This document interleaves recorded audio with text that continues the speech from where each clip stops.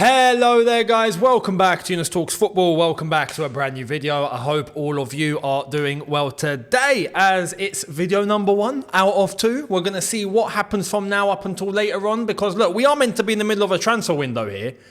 But funnily enough, there's actually not that much transfer news happening. Is everyone broke or what? No one's got any more cash. What's happened? So, look, I'm sure things will start picking up. And this is why there will be video 2 number later on. Especially, normally things tend to kick off in the second part of the day anyway. So make sure you guys are here for that. In order to be here for that, make sure that you are hitting the subscribe button and that notification bell to be notified once I've uploaded. Let's get cracking. Bit of a recap because I ended yesterday's video with AFCON, but we didn't talk about one game, and that was what took place after I recorded. Mali versus South Africa, 2-0 to Mali. Surprising. I expect a bit more from South Africa there, if I'm honest. But apparently, they're actually not as good as they used to be in terms of player selection, who they actually have available. So there's that. But it's a tough group now. Like I said, Mali, Namibia are the ones that are leading that group. South Africa and Tunisia sitting... no, it's not Tunisia sitting bottom. South Africa sitting bottom. Tunisia down with them on goal difference. So we'll see how that's all going to go down. Later on, we have Morocco. Let's see what the massive World Cup semi-finalists can do and see if there's going to be an upset there, like all the other so-called big teams have had upsets. So make sure you're here for video number 2. I will give you guys today's recap on AFCON later on. Let's talk Chelsea. And we'll start off with the big elephant in the room within the team. And that's the latest on Christopher Nkunku. Is he back or not? I'll be honest. I thought he'd be back by now. Turns out he's not. Here it is. Christopher Nkunku has been earmarked for a possible return to training this week. Nkunku's injury is showing positive signs of progress, increasing hopes about how soon he will be able to return.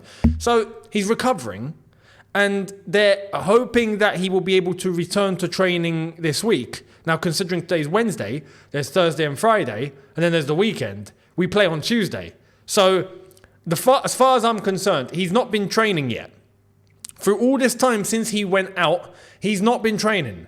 We've got a cup semi-final second leg on Tuesday.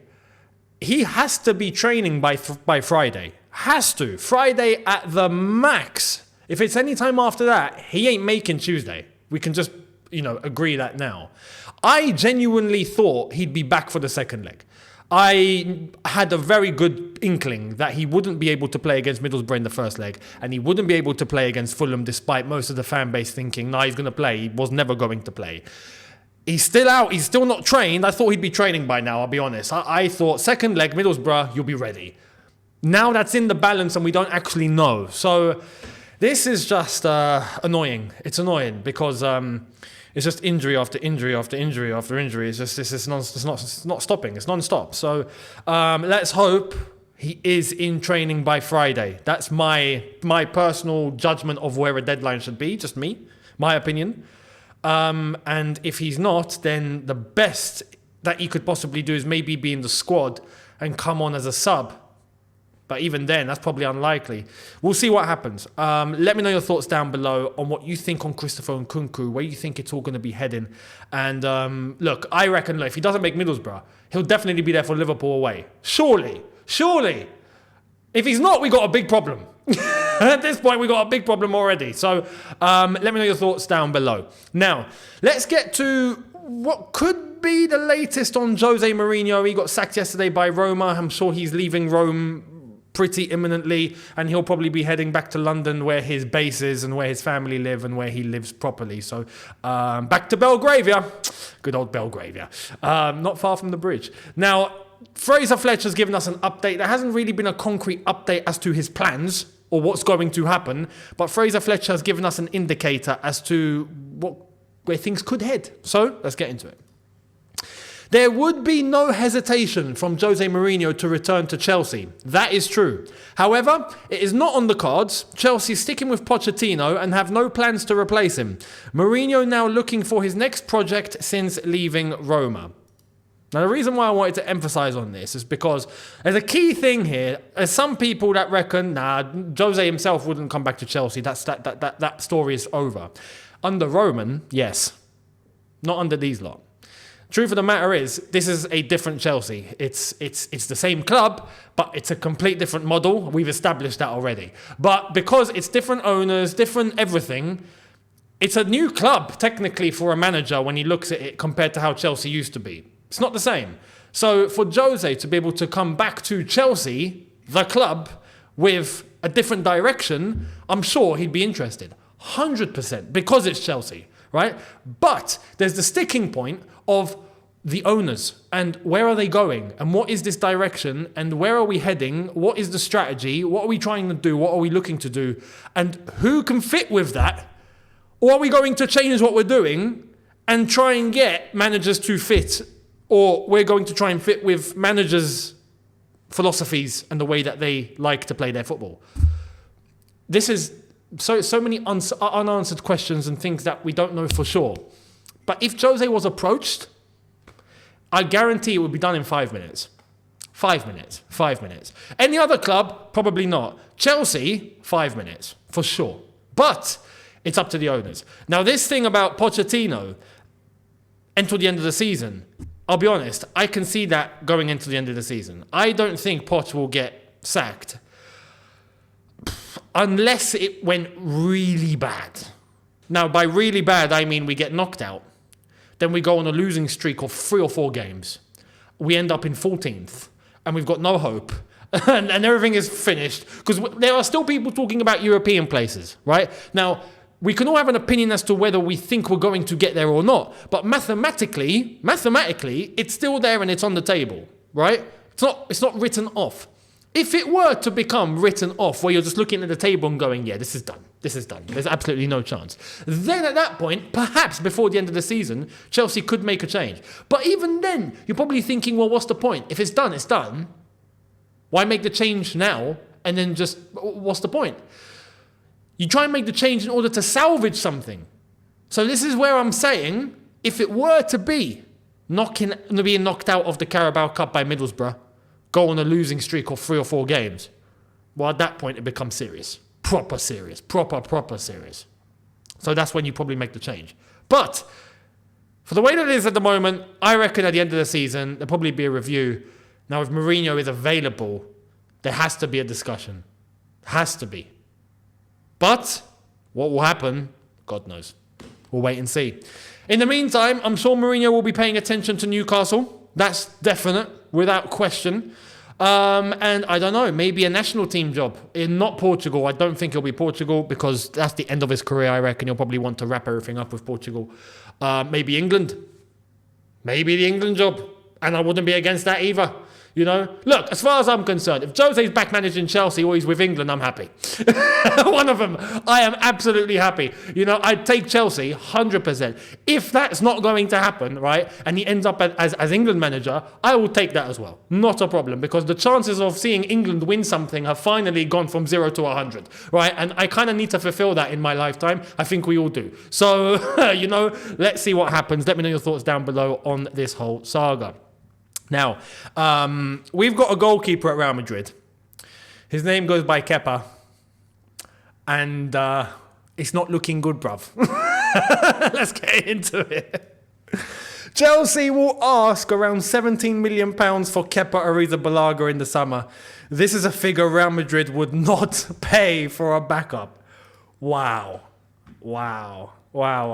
That's from The Athletic as well. Wow. What are we going to do with this guy?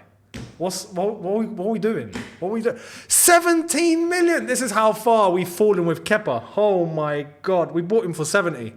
We bought him for 70, man. And now he's in the final year of his contract. We've tried to send him on loan to Real Madrid. He's not impressed over there. He thinks he's impressed. He's talking about, I love this club. I want to stay here. Real Madrid is fantastic. I love this place. It's amazing. Oh my God, please keep me. And Real Madrid are like, nice one. Cheers. Keep playing. We'll talk to you later. And now it's like, nah, bro. Have you seen The Dictator? Have you seen that film? Sacha Baron Cohen. Like, now, that's Real Madrid. No. So we're now left having to try and flog him for a cheap fee, 17 million. I don't know. Do I need to get a flipping, do I need to get a cap on and start doing the Del Boy? You know, is he on auction? You know? £20. He's going for £20. £20. Who's got 20 quid? 20 sponguli for Kepa. You're getting yourself a top goalkeeper. Or you know what? I'll do you a favour. Not 20. Let's bring it down to 18. 18 just for you, love. Love, would you want 18 nicker? 18 nicker. How does that sound for you? No.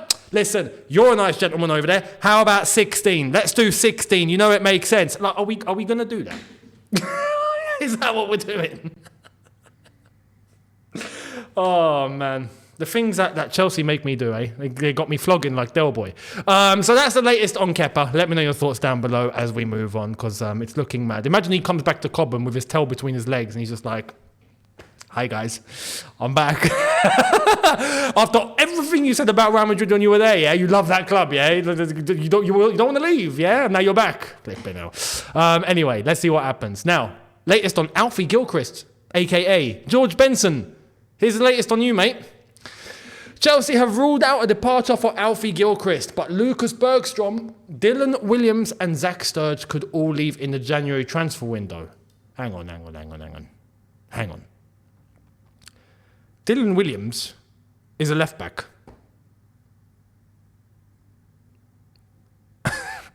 So Chilwell's now back. We're going to get Dylan Williams to go off. And if something happens to Chilwell again, we've got to play Levi Cole at left back, yeah? Is that what we're doing? Or are we going to buy someone? What's the plan? I'm absolutely all for sending the academy lot or the young lot on loan for them to develop. Absolutely. But the Dylan Williams one, he's not even played yet, but he is a left back. And we've been through this saga already and it's annoying. So let me know your thoughts on that. But Alfie Gilchrist, George, you're not going anywhere, son. You're staying right here. And you know what? I'm for it. Because Alfie hasn't shown incompetence. Alfie, so far, has shown that he's got a level. He's hungry. He's competitive. He's old school. I like that. And he gets stuck in. He's not afraid. So I don't mind having to rely on him for certain minutes when we have to bring him on or we choose to bring him on. I think it's good for him because he looks like he's a decent level. To send him off on loan would be a case, obviously, to develop. But for the way that we've been using him so far, I feel like is good development for him at the moment. And then we can see what happens later on. So for him, cool. For the rest, absolutely to go on loan, no problem at all. Go and play your football. Absolutely happy with that. Let me know down below what you think. Now, as we come towards the end, we've got a couple of things of non-Chelsea stuff to get over. Starting off at Man City. Breaking, Man City have been issued a hearing date for 115,000. Bloody hell. Imagine if it was 115,000. Flipping hell. Let's read. 115 financial breaches charges.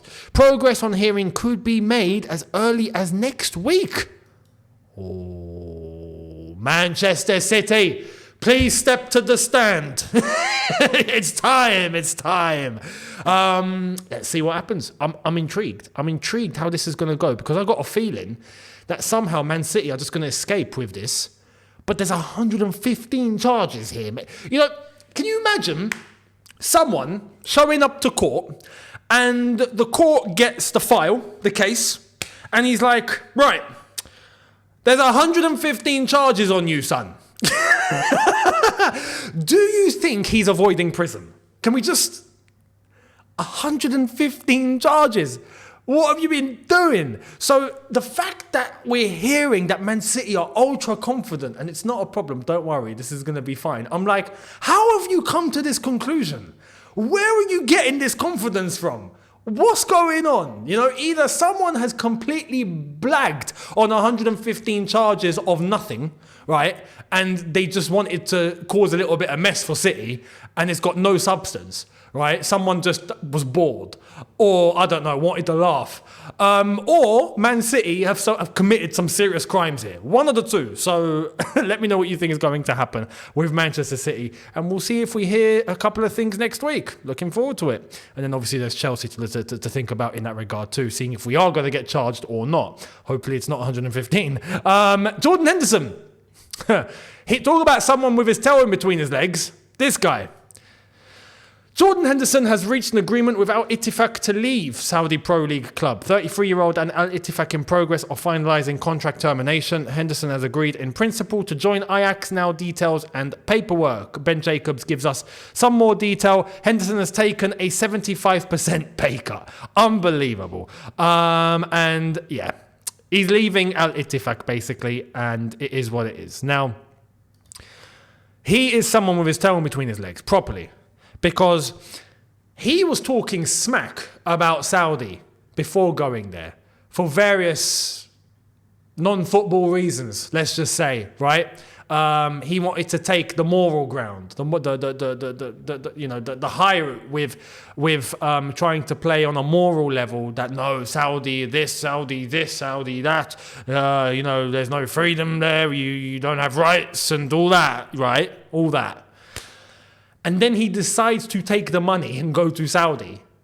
He's realized that it doesn't work, it doesn't fit with him, because I'm sure lifestyle and his morals don't link with the way of life over there. But he went for a paycheck and it's all blown up in his face. It's as simple as that. It's as simple as that. And now he's got a route out and he has to take a 75% pay cut. So, moral of the story here, right? Go and get the bag, but it's not everything. That's not what makes you happy. And if you've got a stance, either stick to it or shut your mouth. It's as simple as that. You either stick to what you truly believe in, right? And you say it with chest, or keep it quiet. Simple as that. Simple as that. Or if you did take one route and you realize that you were wrong and you messed up, right? Then you come out and say it and you say, yeah, you know what? I take it on the chin here. I got it completely wrong. This wasn't the case. I thought it was this. It's not this. I've realized it's not like that. Cool. No problem. But to say the things that he was saying, go to Saudi because there was money, take the money and then go, oh, okay, I'm leaving now. Don't like it here. Well, anyway, he's going back to Ajax.